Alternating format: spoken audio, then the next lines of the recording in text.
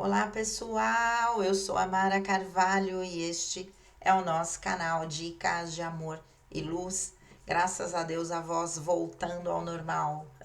Eu e minha rouquidão pós água doce. Gente, vou trazer um texto aqui falando sobre algo que também eu tenho falado bastante, mas nunca tinha trazido um texto sobre esse assunto, que são as 5 feridas emocionais, né? Acabei de fazer a leitura de um texto, um vídeo falando sobre chamas gêmeas, o quanto a dinâmica de chamas gêmeas faz a gente reviver as feridas emocionais, né? Que a gente traz da infância que podem persistir na vida adulta.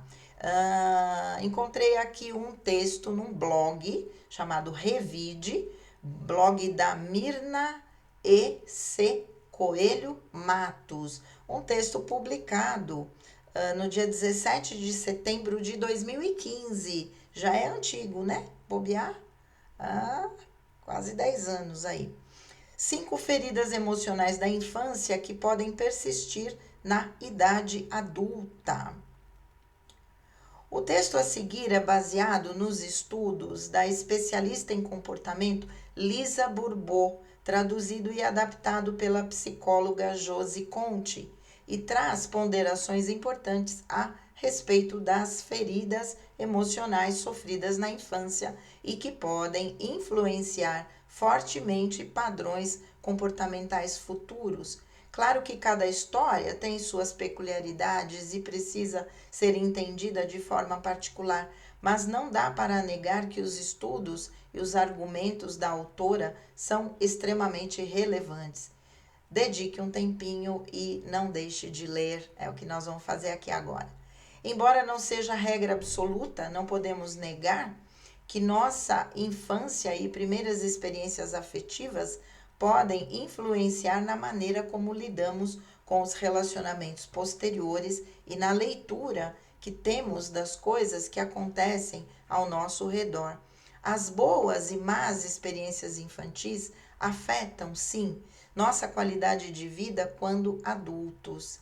Influenciou também depois em como trataremos nossos filhos, tanto do ponto de vista do afeto quanto do enfrentamento de adversidades. Agiremos reproduzindo os comportamentos que conhecemos ou seremos diferentes? Abaixo estão descritas 5 feridas emocionais, segundo a especialista em comportamento canadense Lisa Bourbeau. Para a autora, são elas algumas das mais determinantes nas dificuldades de relacionamentos que as pessoas podem carregar ao longo da vida adulta posterior. Vamos lá. Primeiro, o medo do abandono. Um dos medos frequentes nas crianças é o medo da ausência de seus pais, o medo do abandono. A criança, nos primórdios de sua vida, ainda não consegue separar fantasia de realidade e, por também não conseguir quantificar o tempo, entende que as ausências podem significar abandono absoluto. Se a aprendizagem dessa separação necessária já é complexa em ambientes onde os pais lidam com o fato com tranquilidade, no caso de pessoas que tiveram experiências de negligência na infância, as marcas deixadas podem acarretar um medo de solidão e rejeição contínuos todas as vezes em que a pessoa não tiver perto de si fisicamente a pessoa amada. A ferida causada pelo abandono não é fácil de curar. A pessoa saberá que está curada quando os momentos de solidão não forem vistos como desamor e rejeição e dentro de si existirem diálogos positivos e esperançosos. Segundo, o medo da rejeição. É uma ferida profunda que é formada quando, durante o desenvolvimento, a criança não se sentiu suficientemente amada e acolhida pelas figuras de referência que estavam ao seu redor, assim como, posteriormente, pode ser afetada também por rejeições em ambiente escolar. Como a pessoa no começo forma a sua identidade a partir da maneira como é tratada, se ela for desvalorizada e depreciada constantemente, pode internalizar em si uma autoimagem de que não é merecedora de afeto e de que não possui atributos suficientes para ser aceita em sociedade. O rejeitado passa então a rejeitar-se e na idade adulta, muitas vezes, mesmo frente ao sucesso e obtendo bons resultados, essa pessoa pode apresentar grande fragilidade frente a qualquer crítica que exponha seus medos internos de insucesso. Terceiro, a humilhação. Esta ferida é gerada no momento em que sentimos que os outros nos desaprovam e criticam.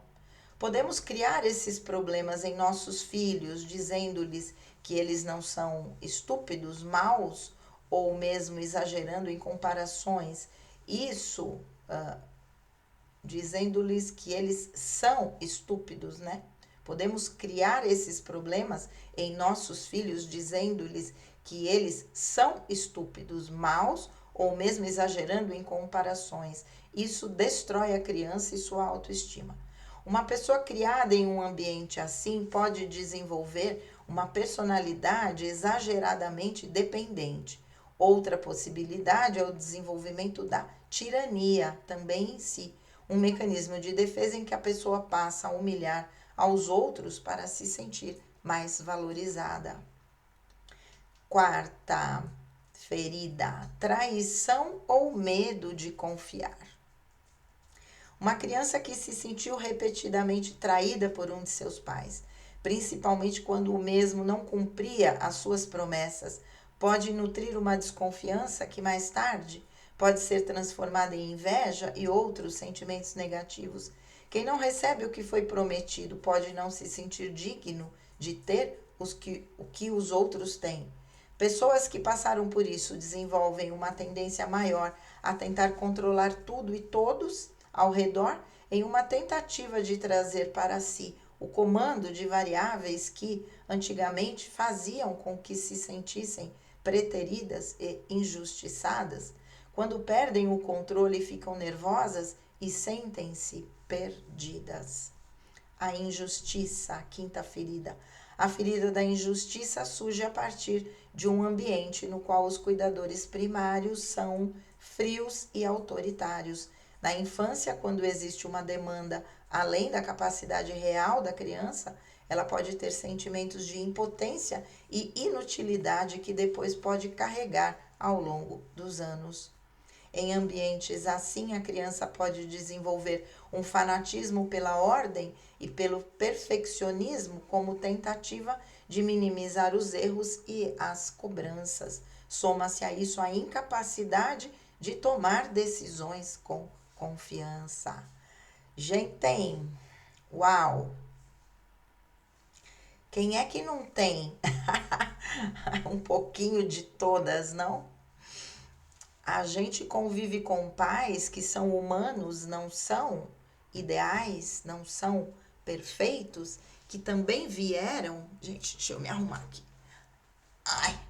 Também vieram de relacionamento com pais que tiveram problemas com os seus próprios pais e, por consequência, estão, de alguma maneira, reproduzindo aquilo que viveram na sua própria infância, né? De alguma forma. Então, eu acredito que todos nós temos um pouco de cada uma dessas feridas, de verdade, não acho. Eu acho que uma coisa vai causando a outra e fica difícil você determinar qual é exatamente a ferida que você tem. Eu acho que temos um pouco de cada e, obviamente, uma que predomina mais, que vai interferir mais na nossa capacidade de nos relacionarmos de maneira equilibrada, sem projeções com o outro, né? Então, vamos lá. Medo do abandono. Aqui, né? A criança, ela passa por uma fase que ela teme ser abandonada. Na verdade, ela passa por várias fases, não é nenhuma só. em que ela teme esse abandono. Se por alguma razão acontece alguma situação onde a criança realmente se sente abandonada, não é uma fantasia. Por exemplo, eu que trabalhei quase 7 anos em pré-escola, com crianças pequenas, né? Que tinham uma dificuldade muitas vezes grande de adaptação ao ambiente escolar pela ansiedade de separação com a mãe, principalmente, né? Não é nem com o pai, com a mãe. Por alguma razão aquela mãe perdeu a hora para buscar a criança, uau! Aquilo reaviva aquela ferida. Toda vez que eu me sinto já nos relacionamentos adultos, né, na iminência de ser abandonada por qualquer situação que seja, eu reavivo essa ferida, né? O medo do abandono. Muitas vezes eu crio o abandono pelo medo do abandono. É como se fosse um auto-boicote. Eu vou criar situações para que a outra pessoa me abandone, porque é isso que eu espero, porque eu fui abandonado muitas vezes na minha vida, na infância, ou mesmo na vida adulta, porque é um padrão, né? No nosso repertório de essências florais, temos uma essência que é da pedra enxofre, que é o sulfur, né? Inclusive na homeopatia tem. O sulfur trabalha essa questão do medo, do abandono e do quanto a pessoa cria o abandono na sua vida através dos seus próprios comportamentos.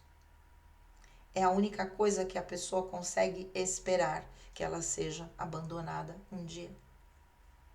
Enquanto ela não se conscientizar disso, ela será sempre abandonada, porque é difícil uma pessoa que não tem conhecimento dessas questões não reagir às situações que a pessoa que tem a ferida do abandono cria para ser abandonada, para confirmar a crença que ela tem de que ela não é boa o bastante e que ela será abandonada mesmo. Beleza? Vamos lá. Medo da rejeição. Oh, meu Deus, né? Quando a criança não é suficientemente amada e acolhida pelas figuras de referência, né? Aqui a gente nem fala só de pai e mãe, são as figuras iniciais, né? Que vão modelar todos os nossos comportamentos, mas obviamente quando a criança entra na escola, a gente vai ter ali professores que também são figuras de referência e que vão exercer um impacto emocional naquela criança.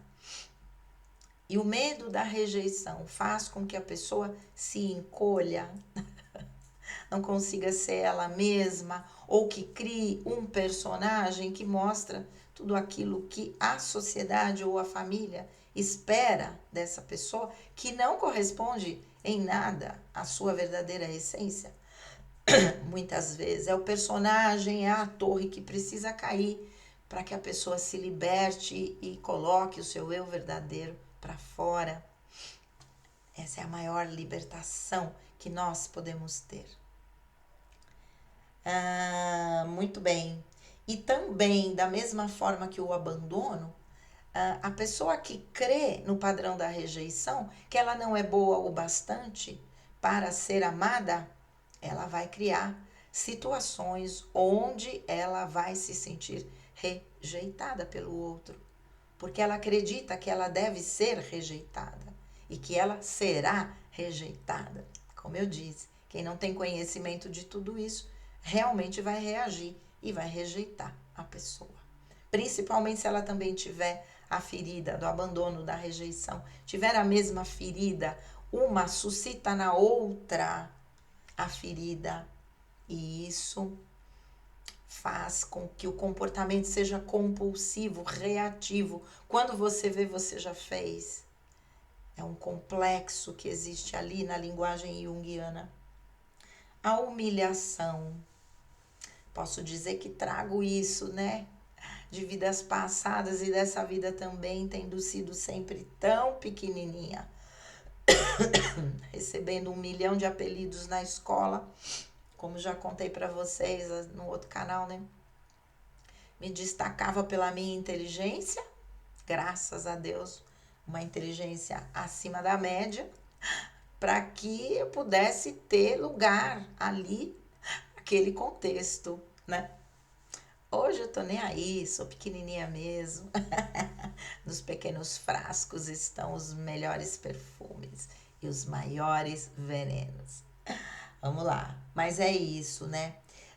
Quando sentimos que os outros nos desaprovam e criticam, ai meu Deus do céu, né? Como eu me senti criticada a vida inteira, humilhada pela altura, por não corresponder a nenhum tipo de padrão de beleza, nenhum, baixinha, gordinha, dentuça, só sorridente, simpática, carismática, ok, né? Mas também confundida com a pessoa meio fácil, porque a pessoa é sorridente.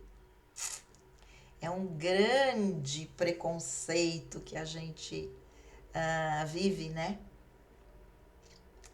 Uau, tenho várias histórias para contar sobre isso, de pessoas me dizendo não dê muitos sorrisos, não dê essas risadas altas que você está acostumada, porque fulano não gosta da minha família. Não vai achar que você é uma boa menina, a ovelha negra da família. Ai, ai, ai, ai. Traição ou medo de confiar, né?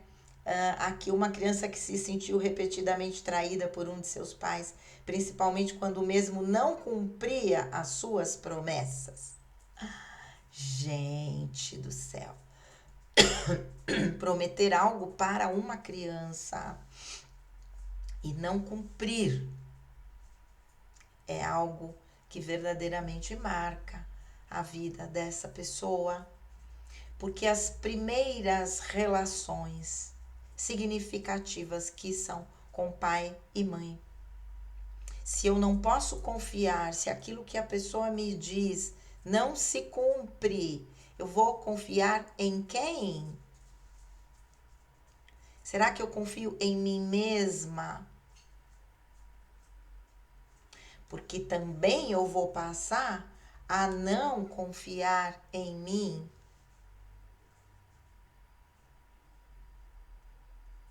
Né? Então vamos lá, né?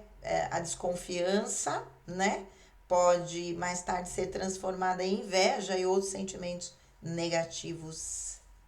Quem não recebe o que foi prometido pode não se sentir digno de ter o que os outros têm.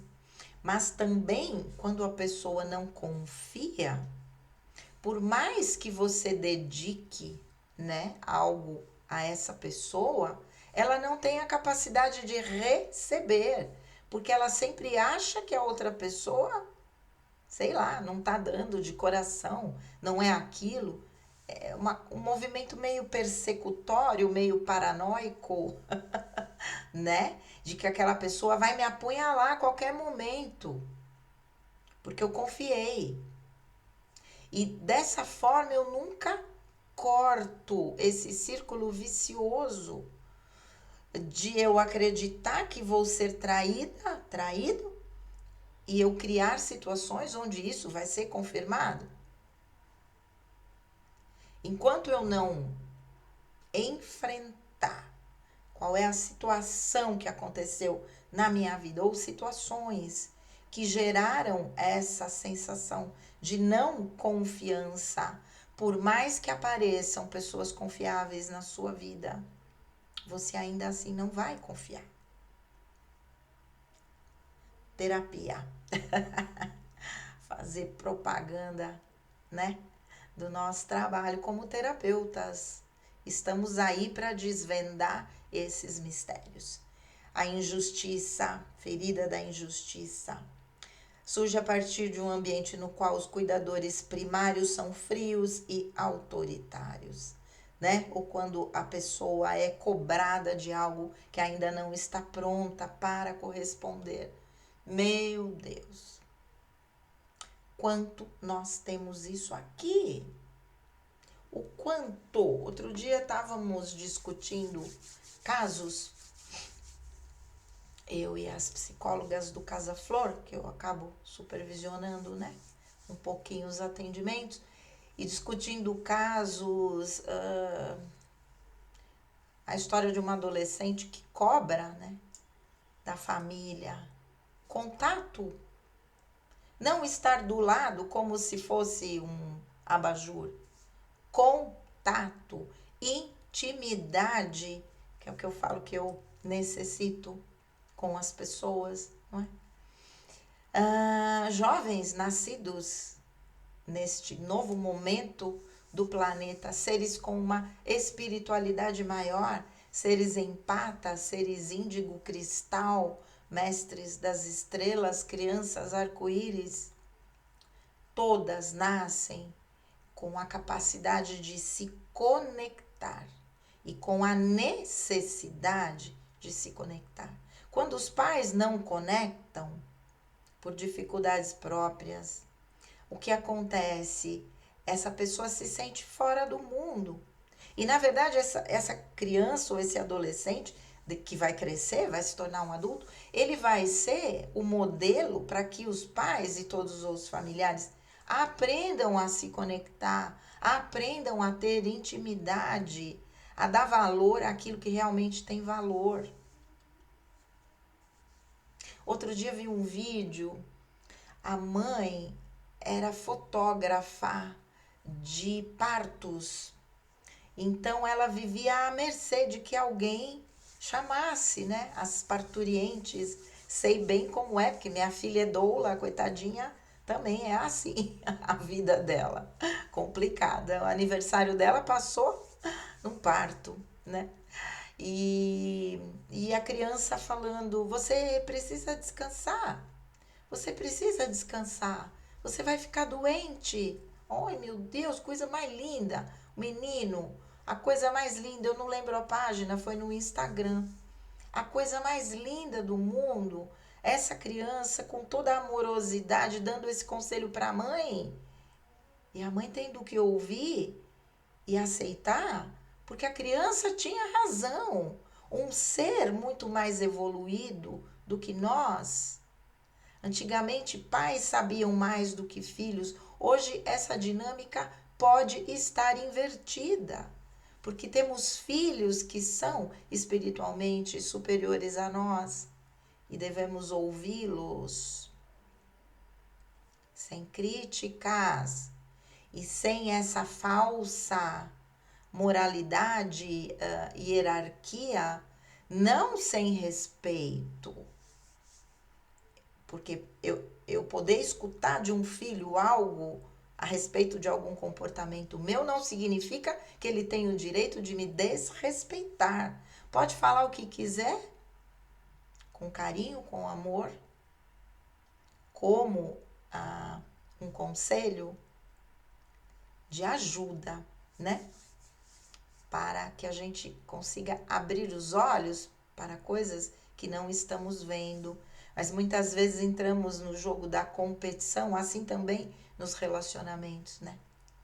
Ao invés de entender o que o outro está falando, eu reajo porque eu me sinto criticado e vai aí, né? Entramos nesse jogo de competição, quem está certo, quem está com a verdade, que não leva a lugar nenhum. Temos que bater muito a cabeça para chegar nesse consenso, mas vamos lá, vivendo e aprendendo.